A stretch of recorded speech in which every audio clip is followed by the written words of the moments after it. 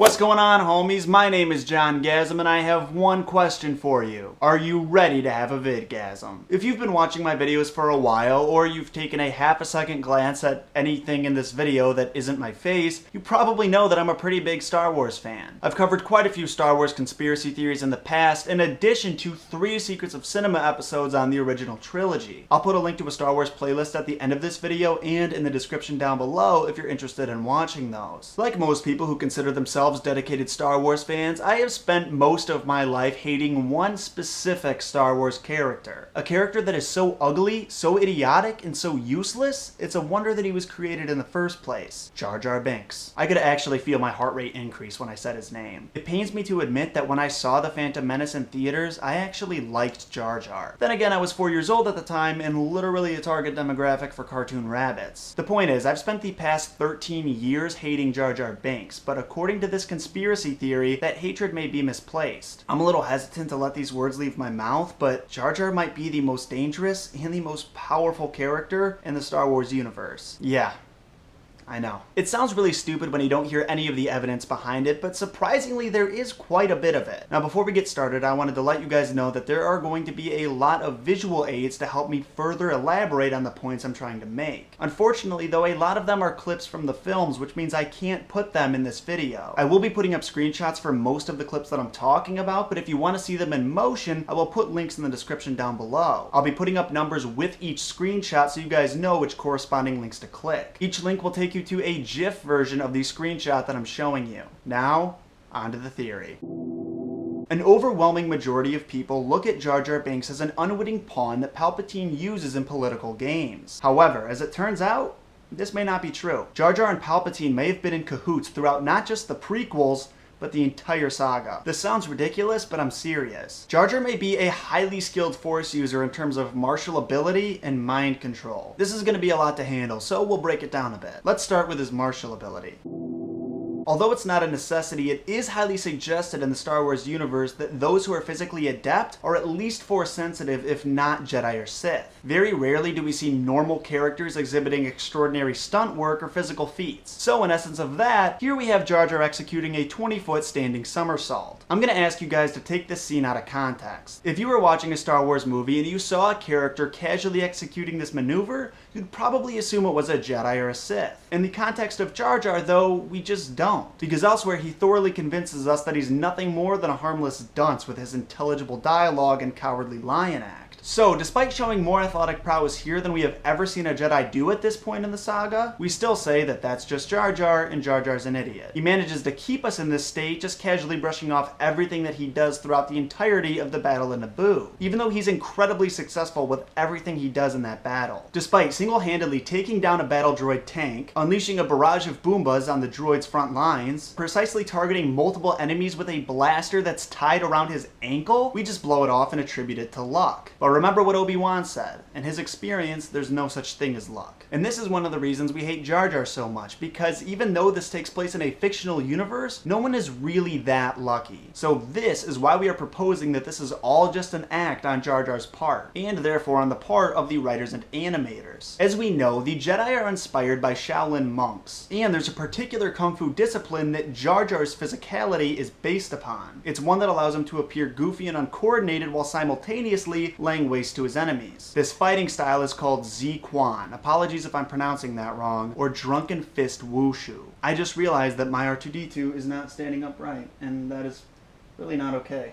Wish you guys would have told me that. This discipline imitates the sloshing effect, the seemingly random movements of a drunkard. But in reality, the staggering and stumbling is the use of bodily momentum, deception, and seemingly random movements that are meant to lure in and confuse the opponent. Here I'll show you guys a couple of screenshots of Jar Jar's movements. We have Jar Jar kipping up, Jar Jar sloshing, Jar Jar doing a sweeping leg kick. Now remember, if you want to see those screenshots in motion, I have links in the description down below listed in the order that I just mentioned them. I also included a slow motion GIF version of link number 3 where you can literally see Jar Jar dodging a blaster shot. This is something I'm not sure we've ever seen anyone do with such ease, and definitely not through sheer luck. Okay, so we've got some evidence showing that Jar Jar has more character depth than we've previously thought. It turns out the whole uncoordinated thing may be just a part of his fighting style, or he's the luckiest guy to ever exist in any universe ever. So in addition to this highly suspicious, to say the least, physical luck, we also believe that the audience has been given enough clues to justifiably conclude that Jar Jar is also a master of Jedi mind control.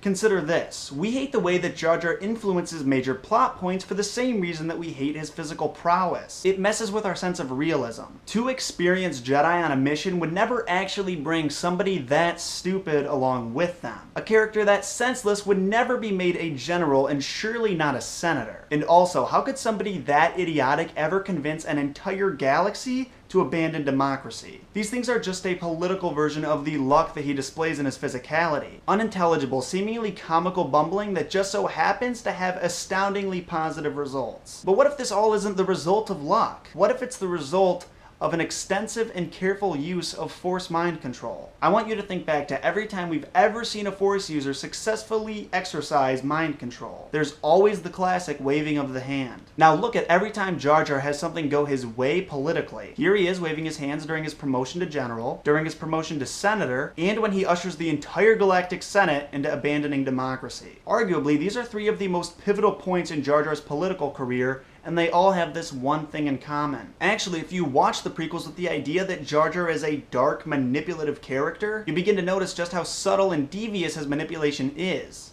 and how effective. And also, how hyper-aware he is of the overarching plot. Here are some more instances of him being manipulative. He convinces the Jedi to travel through the planet core so that they need him to navigate. On Tatooine, he successfully causes a scene so that they run into Anakin. Jar Jar constantly mocks Qui-Gon Jinn while his back is turned and while Anakin is watching, so he learns a disrespect for Jedi authority early on. Jar Jar also tells an 8-year-old Anakin that Queen Amidala is pretty hot, thus fanning the flames of the child's infatuation with her that will be manipulated by Palpatine later on. I think it's safe to say that manipulation might be one of Jar Jar's strong suits. Now we move on to part 2 of the theory. If you give any credit whatsoever to the points that I've listed, then you practically have to conclude that Jar Jar and Palpatine were co-conspirators. Because if he's putting on an act to deceive people, then he isn't a fool. And if he isn't a fool, his actions in episode 2 that facilitate Palpatine's plans aren't just those of an unwitting tool. Now, if you believe the rest of the theory and not this, then you're essentially saying that it's total coincidence that Jar Jar and Palpatine have totally aligned goals. And if that's what you believe, then maybe you should get off this video and go back to the playroom in color. That was pretty harsh. Now remember that Jar Jar and Palpatine are from the same planet, and in the Star Wars universe, that's almost like being neighbors. There's a decent chance that the two knew each other before the Phantom Menace. Now that's pure speculation, so let's just stick to what we know. That even after Palpatine is elected as Chancellor, years after Jar Jar is tricked into helping elect him, Palpatine still hangs out with Jar Jar on a regular basis. But why? Wouldn't you think that this would be a constant source of public embarrassment? This is the same character who can't walk 5 yards without stepping in poo or squealing like a donkey. What use is he of now? Why is he still at the right hand of the most powerful person in the galaxy? Now, I'm sure there's a lot of you guys thinking, why would George Lucas spend all this time creating a devious Gungan character with an elaborate conspiratorial past just to never reveal his true nature? Let's be honest, George Lucas isn't really the type of director to leave an essential part of the story shrouded in mystery for some dedicated fan to figure out like 14 years later, or like 15 years later. This is where we refer to something that George Lucas said in a documentary referring to one of the most powerful Jedi that we see throughout the entire saga, Yoda. Yoda really comes from a tradition in mythological storytelling. Fairy tales of the hero finding a little creature on the side of the road that seems very insignificant and not very important, but who turns out to be the master wizard or the master thing. Something George Lucas said that a lot of people give him shit about because they don't look into what he means by it is that he wanted the narrative themes of both trilogies to rhyme or essentially mirror each other. So there should have been a seemingly useless creature found on the side of the road that eventually reveals itself as a major player. We do have a character that seems to fit this description perfectly, Jar Jar, except that he doesn't reveal himself to be a master of anything. So back to the question we asked earlier, why? We think that Jar Jar was originally intended to be the prequel version and dark side equivalent of Yoda. Just like how Yoda has his big reveal where he shows Luke that this geriatric goofball persona is just a mask, Jar Jar was supposed to have a big reveal as well in episodes 2 or 3. But instead of a Jedi, a master puppeteer in league with the Sith. However, George Lucas chickened out. The fan reaction to Jar Jar was so overwhelmingly negative that this aspect of the trilogy was abandoned. It was just too big of a risk. Because think about it, if Jar Jar truly is that off-putting, it's potentially ruinous to the Star Wars legacy to imply that he is the ultimate bad guy throughout the entirety of the saga. So we pretended to decide that he was a failed attempt at comic relief. If you're enjoying the theory thus far, you're about to enjoy this next part even more. Because this story being true could explain why Count Dooku was such a flat, boring character with no backstory.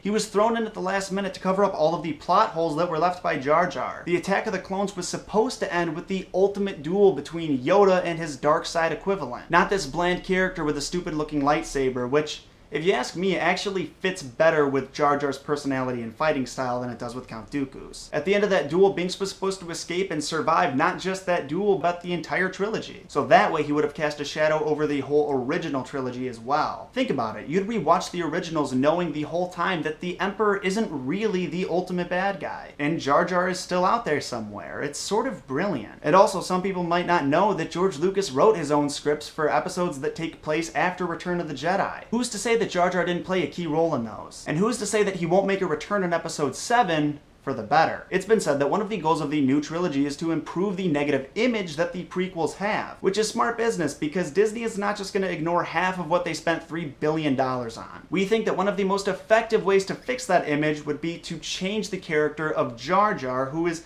the main problem that people have with the trilogy. They could change him from a bumbling idiot to a jaw-dropping villain. We would all see the prequels in a new light and see a new dark side of Jar Jar. See what I did there? And this, you guys, marks the end of today's conspiracy theory. I've got to say, this was a long one, but it may be one of my favorite theories of all time. Of course, I need to give credit where credit is due, so I will put a link to the original version of this theory in the description down below. And don't forget, guys, before you go, if you could at least click that like button down below, it would be greatly appreciated. Last week, I extended once more a challenge to you guys to see if you could get my Simpsons conspiracy theory video to 1,000 likes in 2 days. And once again, you exceeded my expectations, so you'll be rewarded for your efforts in the form of an extra video this week. But since you guys have been killing it and I have the utmost confidence in you all, I'd like to challenge you once more. If this video gets to 1,000 likes by the end of the week, I'll give you guys another extra video next week. Or maybe if you want a different reward, you can comment that down below. When you're done with that, if you guys want to leave me your thoughts in the comment section, I strongly encourage it. I haven't really heard any evidence disproving this theory, but I am really interested in what you guys think. I'll be commenting my opinion down below as well as debating with anybody who wants to. And also, I'd love to talk Star Wars with anyone who's willing to talk Star Wars with me. If you know any fellow nerds who would love this video, or even hate it, I guess, remember, you can always share it with them by hitting that share button down below, or you can post it on their Facebook wall, or tweet it at them, or send it to them in a hologram. Sharing isn't necessary, of course, but it really is one of the most effective ways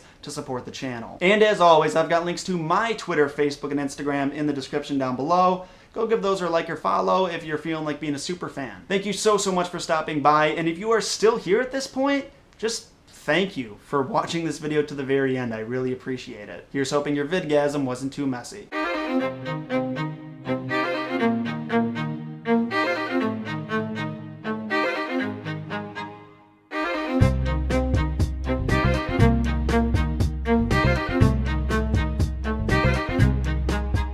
And also, how could somebody that idiotic ever convince an entire galaxy to abandon democracy? I guess that point may not have as much weight as I originally thought, because Donald Trump is doing really well. So Donald Trump is like the Jar Jar Binks of the political campaign right now. Or maybe Ben Carson, because Ben Carson's even more idiotic than Donald Trump.